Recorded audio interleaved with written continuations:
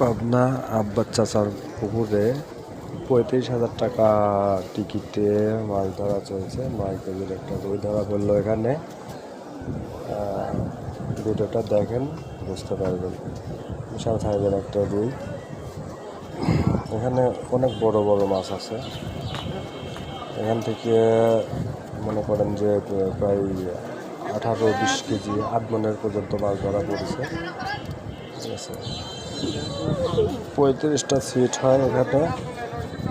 35,000 টাকার টিকিট ছিল এবার। বাট ভালোই মাছ ধরা হয়েছে। তো আমাদের চ্যানেলটাতে যদি নতুন হন তাহলে করে সাবস্ক্রাইব করবেন, লাইক কমেন্ট এবং শেয়ার দিয়ে পাশে থাকবেন। আশা করি সবাই ভালো থাকবেন। ধন্যবাদ।